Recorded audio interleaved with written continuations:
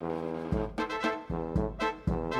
Line of Control, a 450-mile scar that divides Kashmir. For decades, it has been a flashpoint between India and Pakistan. Now, once again, the guns are silent, but the echoes of gunfire still hang heavy in the air. For 4 consecutive nights, the 2 nuclear-armed neighbors exchanged fire. This recent escalation follows a horrific terrorist attack on April 22, 2025, near Pahalgam in Indian-administered Kashmir.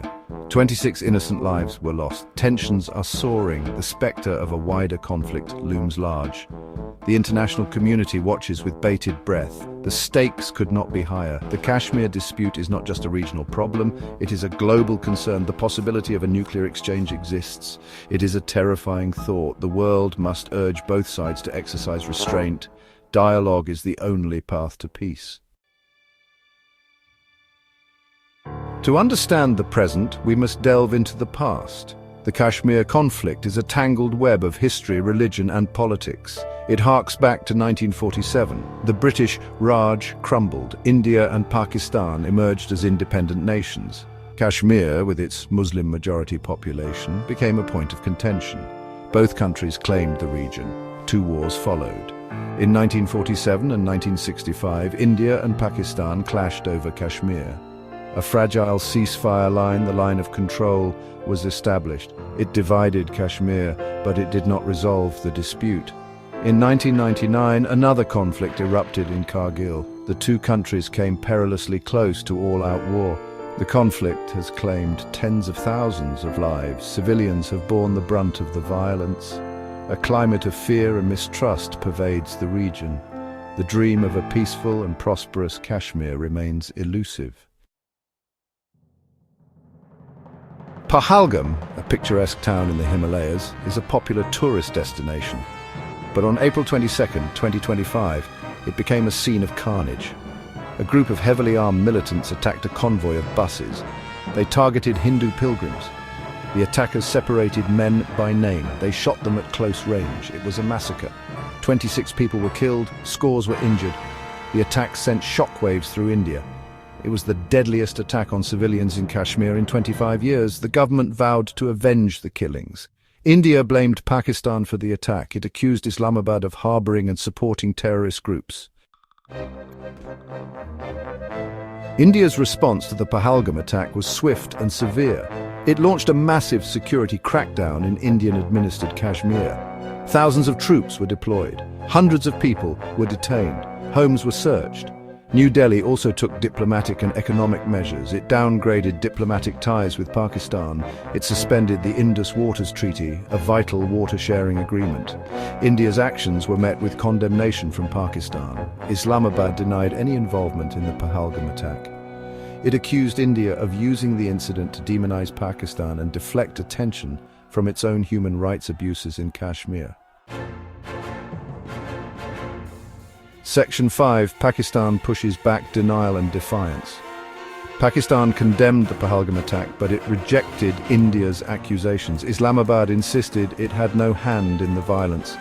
Pakistan called for a neutral investigation and accused India of using the attack as a pretext for further repression in Kashmir. Pakistan responded to India's diplomatic and economic moves with its own countermeasures. It expelled Indian diplomats, suspended trade with India, and closed its airspace to Indian airlines. The war of words between the 2 countries escalated. Both sides accused each other of warmongering. The situation remained volatile and the risk of a military confrontation was high. Section 6. The Indus River runs dry. The Indus Waters Treaty is a lifeline for Pakistan. Signed in 1960, it governs the sharing of water from the Indus River and its tributaries. The river system is a vital source of irrigation for Pakistan's agriculture. It accounts for 80% of the country's farmland. India's decision to suspend the treaty sent shockwaves through Pakistan.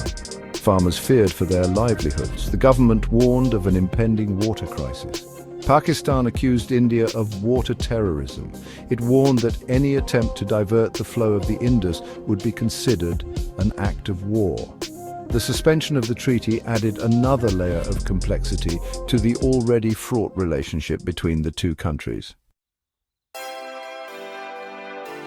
Section 7, A World Watching, calls for calm and concern.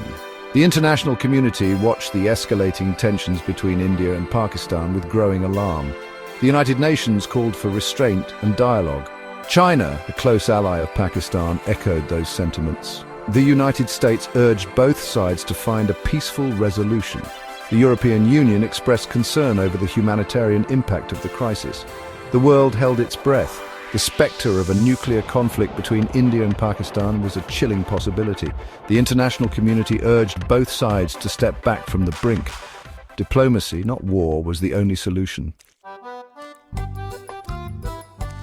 Section 8, Voices from the Valley. Between fear and frustration, caught in the crossfire of the India-Pakistan conflict are the people of Kashmir. They have endured decades of violence, militarization and human rights abuses. The recent escalation of tensions has only deepened their sense of fear and uncertainty. In Indian-administered Kashmir, people are trapped in a cycle of violence and repression. They live under the constant shadow of the Indian military. Their movements are restricted. Their voices are silenced. Across the line of control in Pakistan-administered Kashmir, people sympathize with their brethren in the valley, but they also feel a sense of frustration. They want a lasting solution to the Kashmir dispute. They want peace. They want freedom. Section 9. A way forward, dialogue or disaster? The path forward for India and Pakistan is clear dialogue, not destruction. The two countries must return to the negotiating table. They must address the root causes of the Kashmir conflict. They must find a solution that respects the aspirations of the Kashmiri people. The alternative is unthinkable. Another war between India and Pakistan would be catastrophic. It would result in unimaginable death and destruction. It could even escalate into a nuclear confrontation. The world cannot allow that to happen. The time for peace is now. Like and subscribe for more.